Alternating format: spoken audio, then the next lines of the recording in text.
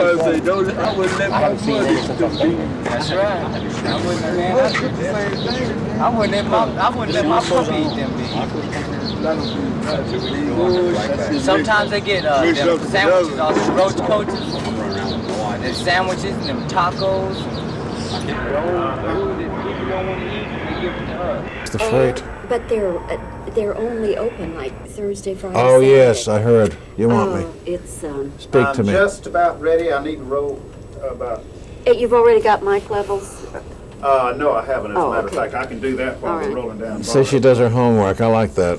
I like that. None of that off-the-cuff stuff. Oh, well, it is, but then I just had such fun going back through my stuff and looking at all the Really? things you've done. Are you Virgo? No, I'm Scorpio Sagittarius. I'm right on Oy, the oy, oy. Busy ants in the pants. Yes. You sound like my Yes. husband. My There's husband angles says, in the fire. What? my husband says, you think I don't have it with her. She's Scorpio Sagittarius. Jesus, and big she's cheese. French Irish. Oh, you're French. Irish. Right down the middle, Jesus 50-50. God, what a happy combination. Happy. My Oh, husband salad. says there should be a law against those mergers. Jesus, where are you from, Bobbie? Originally, I'm from the Midwest, from Indiana. Okay, Bobbie, I'm rolling if y'all are ready. Well, Van Johnson, how wonderful to see you. It really is. It's good to be home, Bobbie. I say home because I always feel home in Texas, particularly Fort Worth.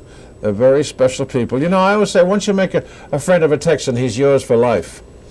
And between all the restaurants and all the goodness and the kindness and the hospitality and all my society friends I'm going to see on Sunday, it's good to be home. Here you are celebrating your 50th anniversary in show business. You don't even look 50 years old, and I'm not the first one to tell you that. Yeah, isn't that crazy? I'm 68 next August. Virgo, you know, Virgo. We talked about that. Well, I'm happy. I think it's all a state of mind, Bobbie, and I've done it all. I've done it all. God has been good to me. The business has been good to me, and by the same token, I think I've been good to it. I've always tried to put my best foot forward and bring a show into town where you can bring the kids. I am embarrassed by some of the things that you turn on the telly today. I have that home box thing in New York, and between the four-letter words and the bare behinds, where are we going next? I can't wait for the pendulum to swing back to the Victorian era. My era. No, I think it's sad. What can a father take his children to today? And thank God I see a lot of children out there at night at Showboat because it's an innocent show and it's surrounded by wonderfully talented people and a great bunch of kids. Enthusiasm, and that's what this business was built on. Enthusiasm and love.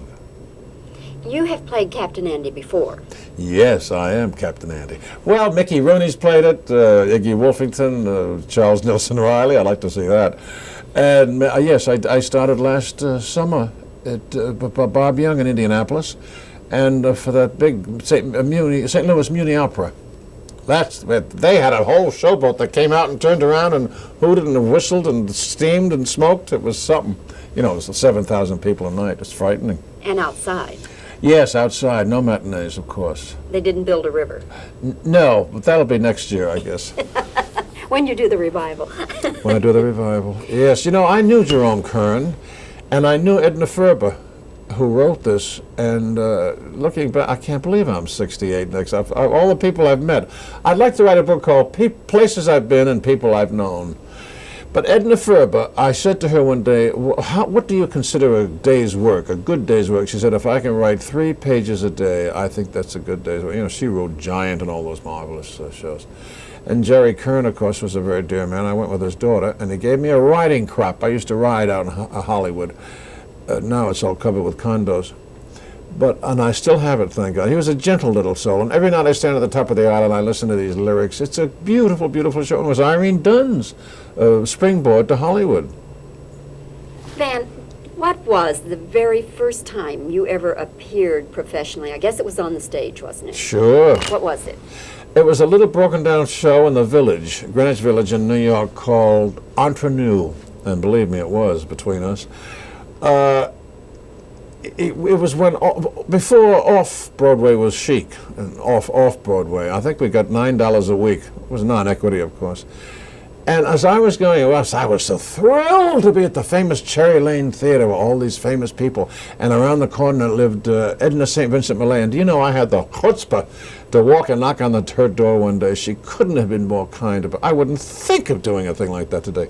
I wouldn't call anybody from the lobby of a hotel as he's expecting me.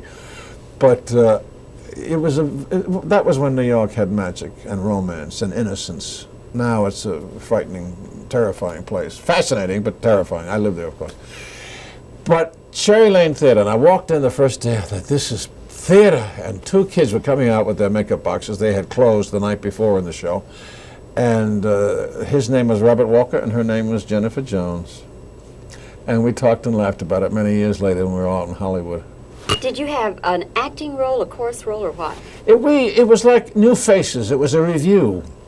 And we sang and danced, and fortunately I can do all those things. Still can.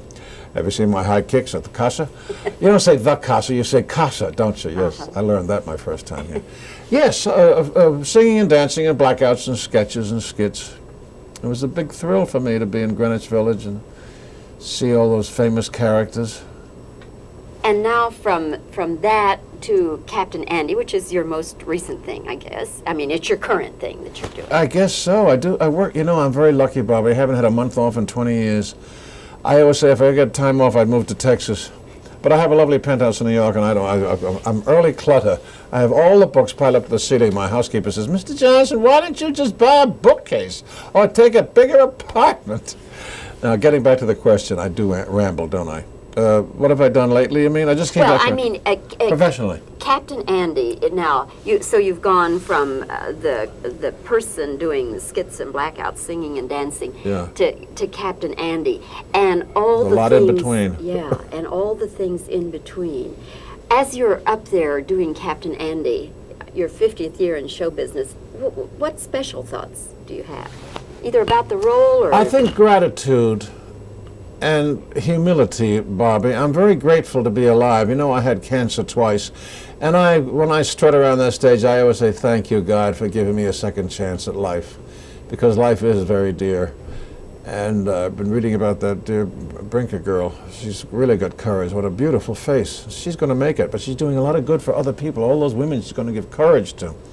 But that's what I think of, Bobbie. Also my next line, because I'm always afraid I'm going to dry up out there. But I'm surrounded by a marvelous company, and they always cover for me if anything like that. We help each other. But I think gratitude, Bobbie, and just being grateful that I'm there on that stage and that I still have my hair and my teeth and my health. I'm just happy to be up there. I like it much better than the camera. Sorry, fellas. Now, I finished a pilot for Aaron Spelling called Glitter, but I said to Maureen Stapleton the other day, how did your pilot go? Will it sell? Maureen Stapleton, that marvelous actress, big lady. She said, well, let me put it this way, Van. If it doesn't sell, I'd be very disappointed. But if it does sell, I'll kill myself. And that's how I felt about it. I've shot more pilots. Then I go to St. Patrick's Cathedral in New York. I said, please, God, don't let it sell. I'll do this for you if you do this for me, but get me out of here. And he got me out of this one. You don't want to do this? No! Why do you do the pilots? Oh, I don't know, for the money. I have terrible claustrophobia, and it means getting yourself locked into a studio for a year, 5 years sometimes, but a lot of lolly, a lot of money, but the same crew, the same people, the same thing. I love my freedom, Bobbie. I'm a terrible gypsy. I love to hop over to London and the Concord and see all the shows in the theaters. Now, they're dickering with me to do La Cage au Fall. Have you seen that? I haven't, but I'm going to in a few weeks. Have you got the tickets? Somebody has them for me. It's fabulous. Gene Barry, I had no idea he sang so well. And George Hearn, that famous Broadway actor whom I had never seen before. It's a fabulous show. It's a beautiful story and lots of pretty people, boys and girls, real girls, and all these beautiful costumes. It's great. Anyway, they want me for another production. So I went down and I auditioned twice. I sang, get this, I sang with Craig Stevens, John Raitt. I said, I will not follow him. I'm going on first, please, fellas, because you know how beautiful he sings. George Maharis, Folly Granger, Mike Douglas, Dick Van Dyke, Ed Ames, anybody who has a half-ass kind of a voice got up and sang. And they're dickering now, so I don't know what's going to happen. But I said, gee, a year, they want me for a year, then they want me for 2 years. Thank God they want me. But I don't know. It's very dicey, as the English say. So we'll see. Van, I have to look at the years a little bit. And is there any time that now, as you look at your life, that you say, those were the best years? Right now, Bobbie, these are the good old days. The best of times is now. And that's the name of a song from La Cage au Fall. But these are the good old days. People say, don't you? I'm not nostalgic, you know, Bobbie. I'm not nostalgic. I think it was wonderful that I went through all those golden Tiffany years at MGM, and it was the finest studio in the business. I loved Mr. Mayer. I don't know why actors rap him. They collected their salary every week and then ran him down. He went to his home and drank his booze and had the finest food from Nate and Al's. And then would run the man down. I adored him. He was my father. I had respect for him, I feared him, and I did what I was told. Well, look at the movies he turned out, all that beauty that ground out of that studio. But that wonderful Greer Garson, who lives in Dallas, I think now, I must call her. She was one of my best friends and biggest boosters at MGM. And Innocence, and Dolly Gladney, that wonderful Blossoms in the Dust. Beautiful pictures that Mervyn LeRoy and Greer Garson turned out at MGM. Now, what was the story? What was the question? Well, no, that you answered it. Were the worst years the years that you were ill? No, Bobbie, because I knew I was going to make it. Positive thinking when you had cancer like that. And Phyllis Diller said, I said, gee, I'm afraid I won't. She said, there's the nasty word. I said, what? She said, afraid. And she sent me a copy of Norman Vincent Peale. I'm a big follower of his. I've known Dr. Peale for many years. But she said, Dr. Peale said, picture the perfect, hold the picture here of getting out, of perfect health. And I did. I said, God, this isn't going to be the way it ends. I have an awful lot more to do. And I'm talking about it because maybe I can help one person out there. It all started with a freckle. But no, everybody else worried about it but me. No, because I had the finest doctors at Cancer Memorial in New York and the finest doctors in California. I've had it twice. And they check me every 6 months. I just had it before I came here. But I don't think about that, Bobbie. You see, I just feel healthy and I'm happy. I think an awful lot is mental. Awful lot is mental. I refuse to have any of that in my body. I'll have a little vodka, but I won't have any more. That's what makes you such a delight to be around, because you're so up. Bubbly. Okay. Bubbles Johnson. All right, I'm going to mention some names, and you just tell me what comes to mind. Okay. Spencer Tracy. Oh, my idol. He's my mentor. Spencer Tracy, I learned more from. He had the art of that throwaway art. He said, make it look easy. That's the toughest kind of acting. And I think Spencer Tracy forgot more than most of us young actors are still trying to learn today. But he was the god to me. He was quite a wonderful man. I adored him, and I thank God. Kate Hepburn always says, and he adored you. He adored you too, Van. You know that, don't you, Van? Now you're doing your Katharine Hepburn. What else comes to mind? Katharine Hepburn. Brownies. Kate Hepburn makes the best darn brownies, and I have the receipt. Get that New England accent, receipt. My grandmother used to call them receipts. She lives around the corner from me, and I see her in New York every once in a while. Of course, I always go to see her in any show she's in, because she's a monument. They don't make people like this anymore. And she was very kind to me. You know, when I was in the hospital for the second cancer operation in New York, I was lying there thinking, a rainy day, the nurse was down the hall answering a call or something. I was not allowed visitors or phone calls. Thank God. Well-meaning friends drain you. I don't believe in that visiting in the hospital, unless you're not there for something less serious. Surrounded by flowers, and I'm thinking, you lucky guy, you've got the flowers, and they're going to make you well, and believe me, flowers do help. And it was a rainy day, and I look up, and there's this little pipsqueak of a lady standing there with a bumbleshoot, very British. She said, Miss Hepburn sent me here to answer your thank you note. She thought you might want thank you note. Now, who else but Kate Hepburn would think of a practical New England idea like that? I said, Phyllis, come in. You must be the famous Phyllis. She worked for Constance Collier years ago. So being Virgo and being organized, I had taken the cards of the flowers, and I had the name and address, going up at the back of it, a description of the flowers, and I had, Phyllis, it's all yours. She came back the next day. Everything was Van Johnson, Esquire. You know the English, how they put the Esquire on. That's Kate Hepburn. Then I see her last winter. She's shoveling snow. She's a vital woman, in spite of all her physical problems. And I went by, it was snowing, and she's there in front of her townhouse, and I said, you know, Kate, you can give a kid $1 for that, for doing this. She said, without missing a beat, she said, my father used to give me 20 cents an hour for that in Hartford, Connecticut. And I said, and I bet you saved it, too. She still got it, I'm sure. She's a very frugal lady, but a very generous lady in many ways. Wonderful woman, wonderful.